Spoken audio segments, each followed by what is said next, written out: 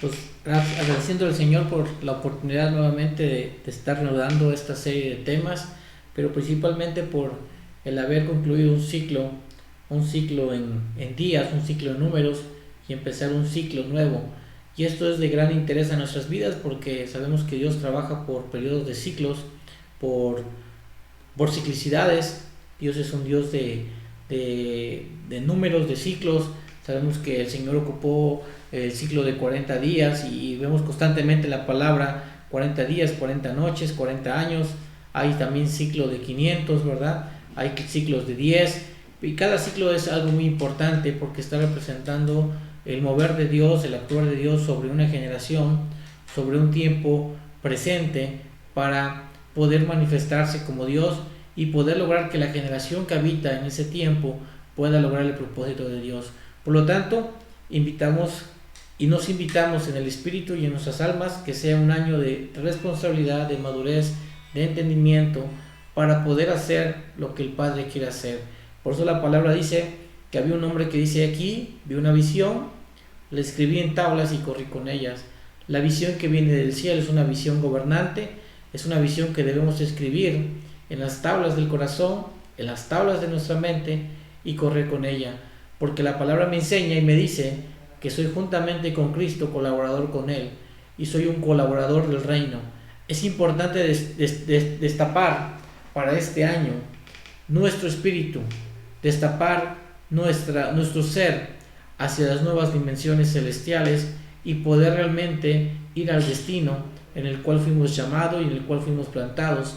Pero ese destino solamente se llega si se conoce el propósito. Yo no puedo llegar a un lugar si no sé para qué voy a llegar. Propósito y destino son palabras que van hermanadas, van entrelazadas, las cuales debemos de conocer. Año 2020 era un año de crecimiento, de madurez por medio de las tribulaciones, las aflicciones, que sin duda lo vivimos como naciones, pero también lo vivimos a títulos personales. Yo creo que si alguno de ustedes pudiera levantar la mano y levantar la voz, diría: sí, yo tuve muchas situaciones en el 2020, pero estas situaciones del 2020 eran con un propósito: forjar madurez y responsabilidad, no solamente a manera individual, sino el deseo de Dios es que la iglesia en general, a su iglesia, su cuerpo, sea una iglesia madura y responsable. Yo no sé si se ha logrado el propósito. Lo que sí sé es que año 2021 es un año profético. Todos los años son proféticos. Dios siempre habla de una manera profética. Por eso 2021, si separamos, sigue siendo 20, crecimiento, madurez, pero 21 es una composición aritmética de 7 por 3, 21. 7 es completo, es perfecto. Habla de una perfección de Dios en el crecimiento y en la madurez y en la responsabilidad, pero también separa dos números, que es el 2 y que es el 1. Uno tiene que ver con Dios, con la deidad, ¿verdad? Y 2 tiene que ver con la unidad de Dios. Realmente el crecimiento y la madurez únicamente lo vamos a permanecer en el cuerpo. Es un año donde se van a manifestar en nuestras vidas dos caminos en el cual estaremos tomando, ¿verdad? Con la sabiduría que Dios nos ha dado, pero también con la sabiduría terrenal que a veces nos asiste, el poder tomar el camino correcto para alcanzar el propósito de destino que Dios quiere. Es un año decisivo a nuestras vidas, es un año decisivo a los cuerpos de las iglesias, a los cuerpos ministeriales, para poder hacer y funcionar lo que Dios quiere que hagamos en este año. Es una palabra muy compleja, muy profunda, no es el tema, pero sí queremos hacer mención y sembrar en ustedes que ese año 2021 es un año donde los hijos de Dios tienen que tomar autoridad, tienen que tomar poder, pero no solamente es una palabra declarativa, es algo que es una consecuencia de ser hijo. El gobierno es la consecuencia de ser hijo de Dios, pero para ser hijo de Dios yo debo de situarme como tal. Por eso dice que el Espíritu da testimonio a nuestro espíritu de que somos hijos de Dios. Pues gracias por estar aquí nuevamente, por acompañarnos, y queremos empezar esto pidiendo al Padre que nos asista, porque queremos empezar un tema continuando con esta serie desde el origen. ¿Por qué le hemos llamado desde el origen?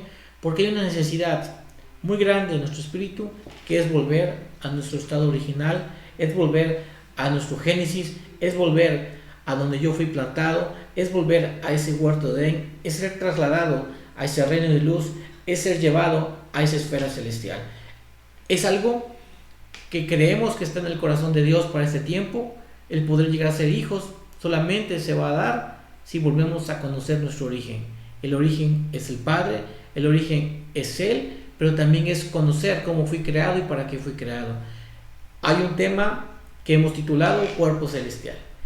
Va a ser un parteaguas a nuestras vidas, como lo fue en la mía, cuando yo llegué a descubrir realmente cómo fui diseñado, cuál era mi posición original antes de estar en la tierra, y necesitamos la revelación y la instrucción del Espíritu Santo. Por lo tal, pedimos al Padre que nos asista en esta tarde. Gracias, Señor amado, gracias. Siempre nuestras palabras tengan gratitud porque tu misericordia ha sido buena en nuestras vidas. Gracias porque nos has permitido entrar a un nuevo ciclo, a este 2021, a este 2021, Padre. Te pedimos que tú sueltes tu revelación profética a cada cuerpo de reunión, a cada cuerpo eclesiástico. Tú sueltes a cada ministerio, a cada sacerdote, Padre, la revelación que viene del cielo. Que tú nos instruyas, que tú nos capacites, amado Espíritu Santo, para que podamos colaborar juntamente contigo en el propósito eterno.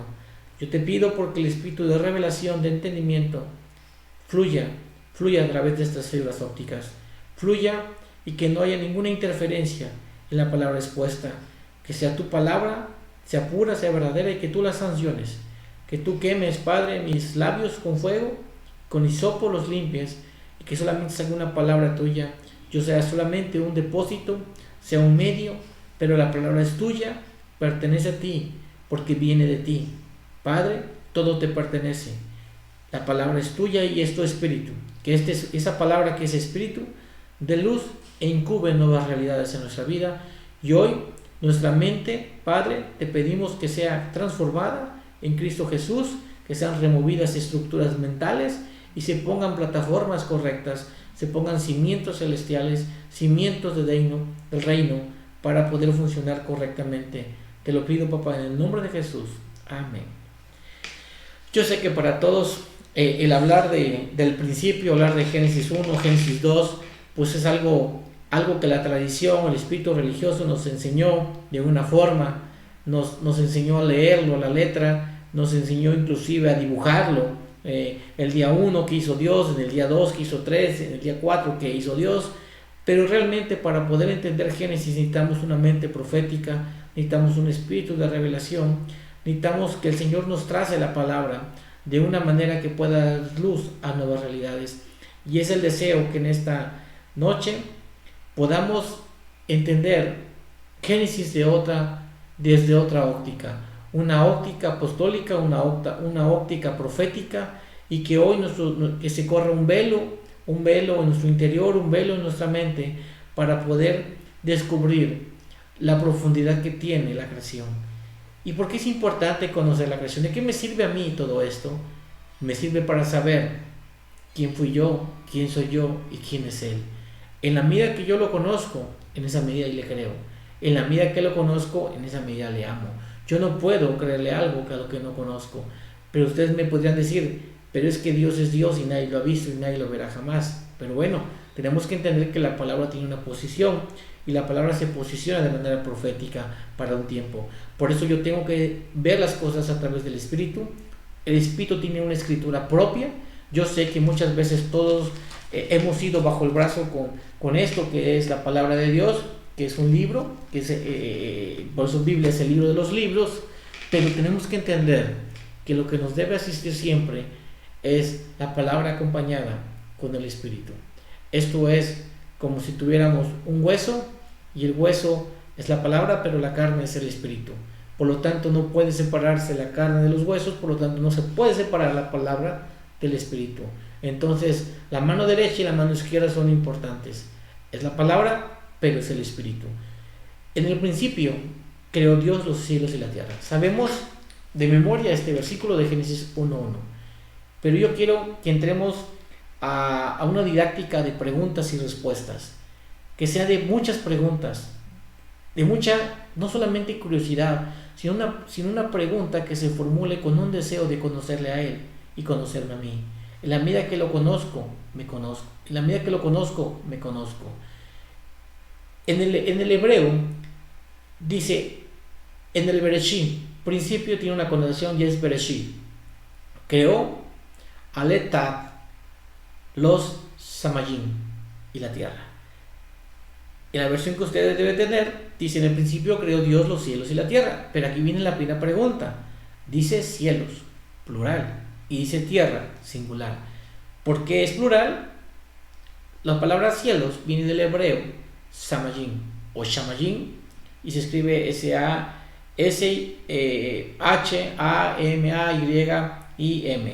Shamayim, Samayim. En el principio creó Dios los cielos, creó los Samayines, los cielos. La palabra Samayim implica todo, completo, cielos, plural. Y aquí vienen muchas connotaciones.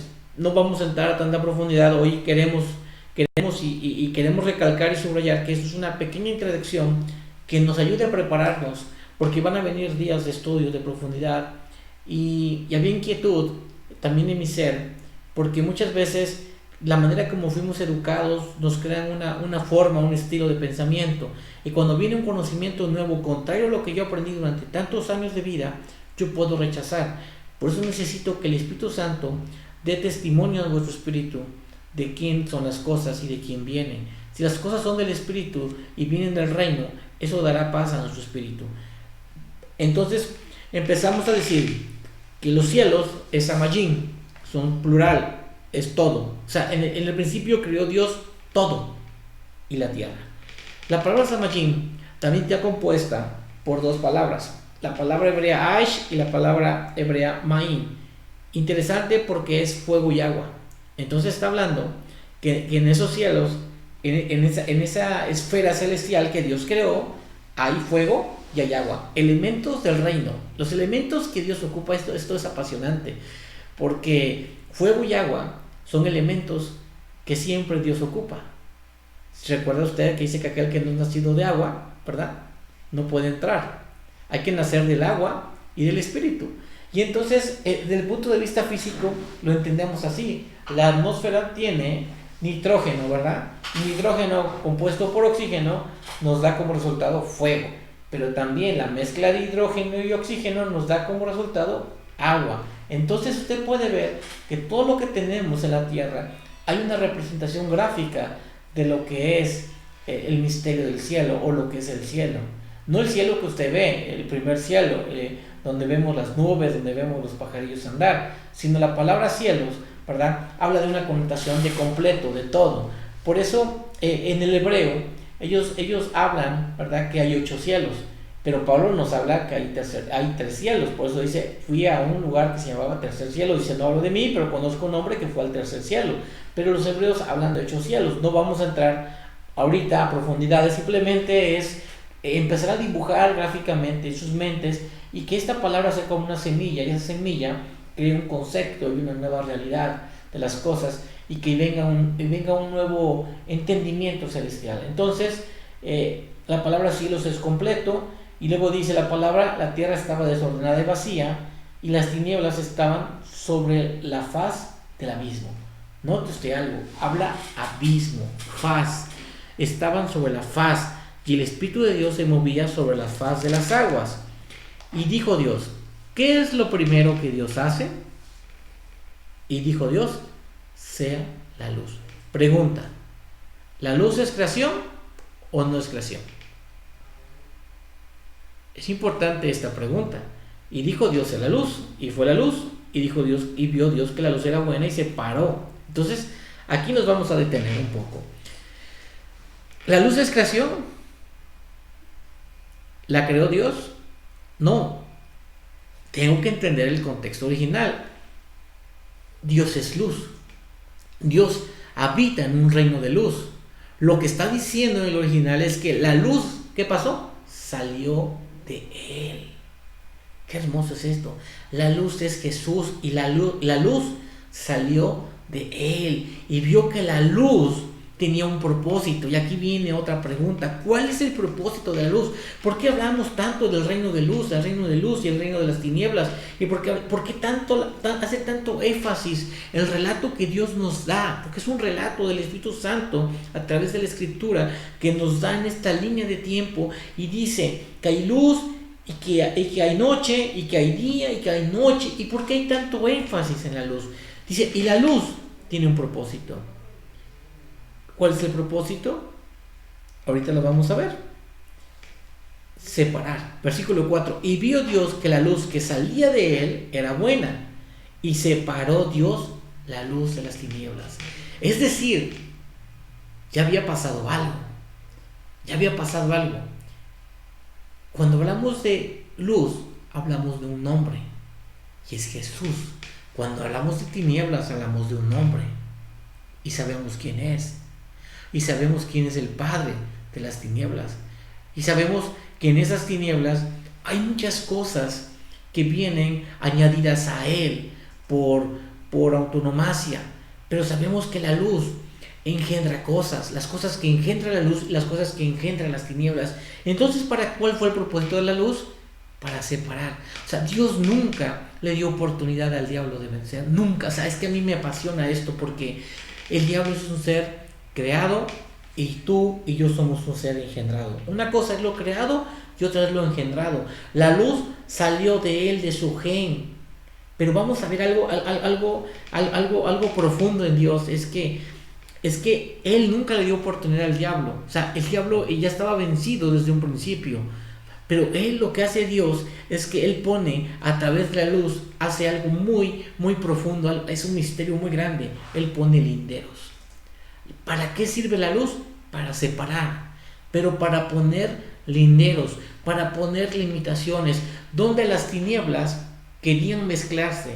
Por eso dice que el diablo era ¿qué? Un ángel de ¿qué? De luz, y que se transfiguran como ¿qué? Como ángel de luz, se disfrazan como si pareciesen, pero no lo son. Entonces lo que hace la luz es que crea linderos para separar de las tinieblas, ¿verdad? A separar la luz de las tinieblas. Entonces ese es un propósito, y llama luz. Fíjese usted, la luz tiene un nombre. Dice, y llamó Dios a la luz día. Día es un nombre, y a las tinieblas llamó nombre, noche. Y fue la tarde y la mañana un día. ¿Se da cuenta que para Dios la noche no cuenta? Entonces, si a usted le pasa algo a las 3 de la mañana y sucede algo, y usted viene con su pastor y le dice, es que me pasó algo, yo soy un hijo de Dios, ¿por qué me pasó esto? El pastor le va a preguntar, ¿qué hace usted a esas 2 de la mañana si usted es un hijo del día? Usted es un hijo de la luz. Sus obras son del día, no de la noche. A lo mejor andaba usted en otros asuntos que no tenían nada que ver. Porque por eso usted se ha dado cuenta que muchas veces la gente que entra a robar, cuando roba con mayor facilidad. ¿Con qué facilidad se mueve más la gente para planear cosas maquiavélicas? En la noche. Yo sé que algunos van a decir, pero es que ahora también lo están haciendo en el día. Entonces aquí hay algo importante. Fíjese, qué profundo. Si hoy estamos viendo actos desagradables como secuestros, robos, violaciones, ya en plena luz del día, cosa que no se daba antes, entonces estamos hablando que hay una generación perversa, y es algo que estamos entendiendo en Dios en nivel profético y la unción apostólica, es que entonces las tinieblas están ¿qué? Avanzando. Por eso dice la palabra que la maldad avanzaría en gran manera, pero la gracia es mayor. O sea, la maldad correría con mucha prisa, pero esto nos tiene que poner a pensar como cuerpo eclesiástico, como cuerpo de Cristo, qué estamos haciendo como iglesia. Porque la iglesia tiene una función, enseñorearse sobre la noche. Y lo vamos a aprender aquí en la palabra, cuál es la función de la iglesia, cuál es su representación gráfica, ¿verdad? Con qué se representa la iglesia y qué función tiene la iglesia. Es algo precioso y maravilloso que nos debe de simbrar, y debemos de procurar hacer nuestra tarea, porque si las noches ya están avanzando en el día, es porque estamos dejando de ser lo que nos corresponde ser. Entonces se paró la mañana, ¿verdad? La mañana y la tarde fueron un día. Para Dios la noche no cuenta. Entonces la noche tiene otro propósito. Y luego dijo Dios, esto es maravilloso, haya expansión. Pregunta, ¿desde dónde? ¿Cuál fue la plataforma? ¿Cuál fue el suelo sólido Porque usted nunca se ha puesto a pensar esto. ¿Qué sostiene todo esto? Yo sé que usted va a decir que Dios es creador, Dios es infinito, Dios es poderoso y todo se sostiene. Pero sí es cierto. Pero Dios ocupa elementos. A mí me apasiona, y perdón usted si tal vez lo pueda reflejar, pero es algo que a mí me alegra. En medio de tantas cosas del mundo que nos afana, si algo trae paz y trae alegría a mi corazón es aprender de Dios. Eso es lo que más me causa alegría. Sinceramente yo desearía tener más tiempo, ¿verdad?, para seguir aprendiendo más cosas del Señor. Pero Dios hizo algo sobre una estructura, sobre un suelo sólido. Y dice, y dijo Dios, haya expansión en medio de las aguas. Interesante. Haya expansión.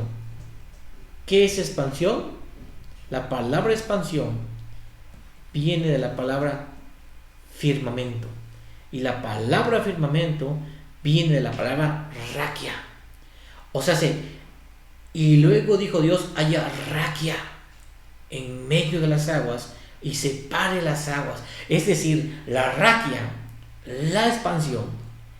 La raquia es el suelo sólido, la plataforma donde Dios empezó a establecer su creación. ¡Qué misterio! ¿Se acuerda usted de Moisés? Vamos a buscarlo, porque es interesante. Cuando Moisés se para en un lugar, y yo sé que usted, que Dios nos ayude, porque muchas veces nosotros tendemos a leer las cosas de manera literal. La tradición nos enseñó así, a buscar una concordancia, o buscar un diccionario gramatical, a buscar un diccionario de la Real Academia, pero la palabra tiene su propia interpretación y es a través del Espíritu, y tiene su propio significado a través del Espíritu. ¿Se acuerda de Moisés?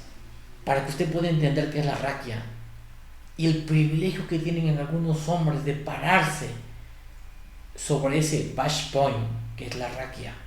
Y sucederá que al pasar mi gloria te pondré en una hendidura de la peña y te cubriré con mi mano hasta que yo haya pasado. ¿Dónde pararon a Moisés? ¿A dónde? Yo sé que a lo mejor nuestra mente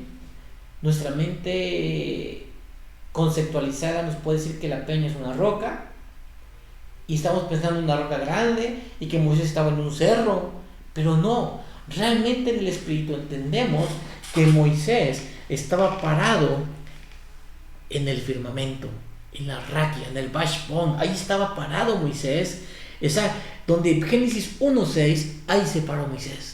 Ahí se paró Moisés, y Moisés vio esa hendidura, o sea, vio no como fisura, pero vio esa grieta, vio cómo donde está encima de toda la creación, vio cómo toda la creación estaba sostenida ahí, y él pudo ver, ¿verdad?, la gloria, ¿verdad?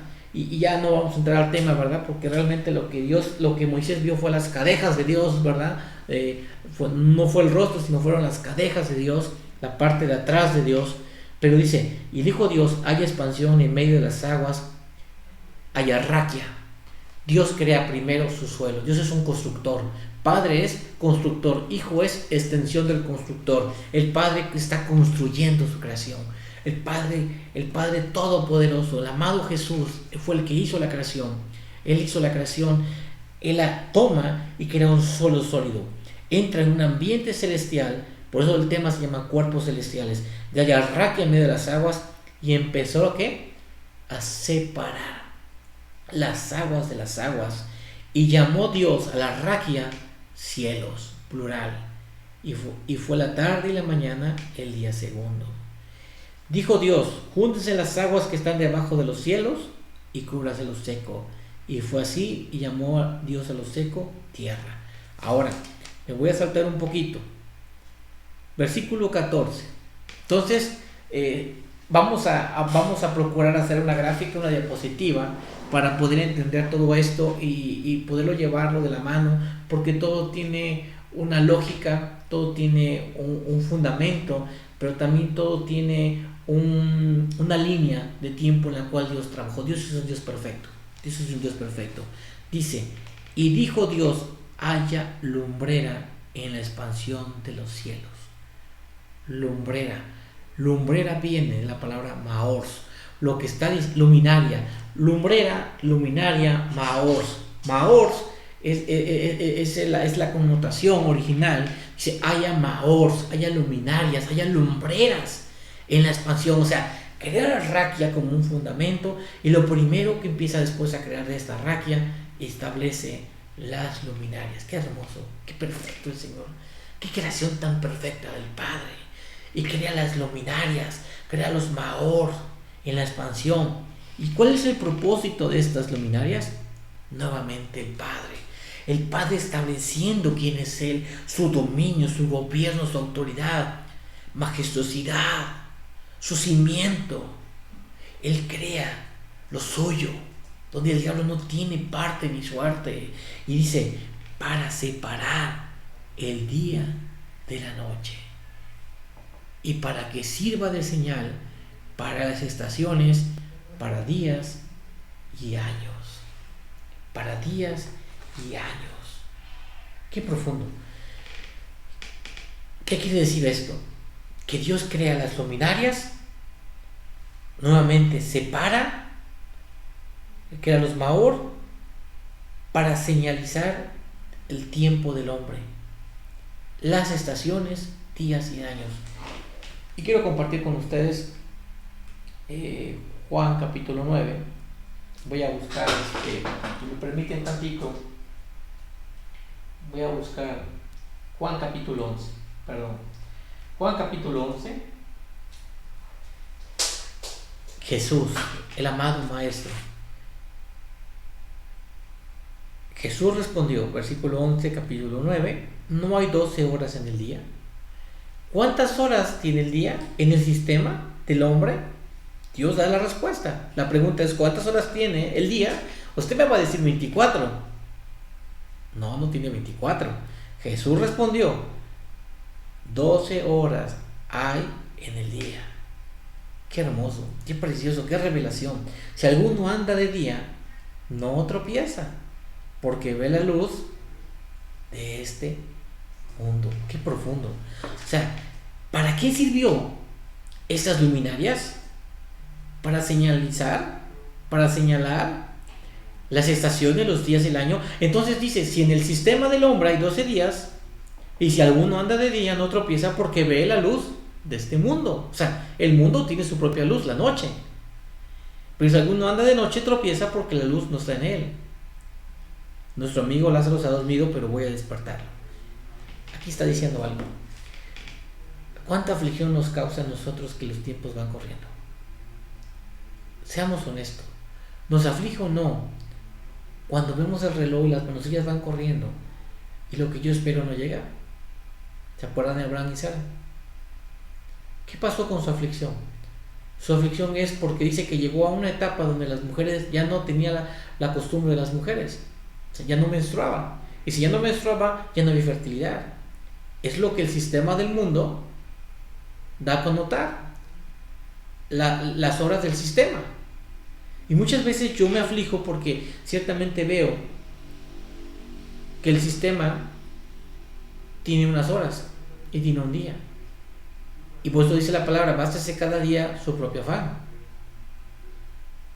Porque si yo no hago las cosas en ese día, a mí me trae preocupación, porque el tiempo va corriendo. Por eso la palabra me enseña algo, que Él es mi luz, y Él es la luz del día, la luz del mundo. Entonces cuando yo empiezo a tener y empiezo a correr bajo el sistema del hombre, bajo el sistema del día normal, yo me voy a afligir porque muchas cosas no las llego a alcanzar. Por eso el Señor es un Dios que redime los tiempos. Por eso mi oración profética, mi versión entendida es: Señor, redime el tiempo, redímelo, Padre, porque Él tiene autoridad sobre el sistema del día. Él tiene autoridad sobre todas las cosas. Espero poder estar graficando esto. Entonces, el día tiene su propio sistema, pero aquí nos está enseñando que hizo para señalar las estaciones para días y años. Y luego dice: sean por lumbreras en la expansión de los cielos para alumbrar sobre la tierra.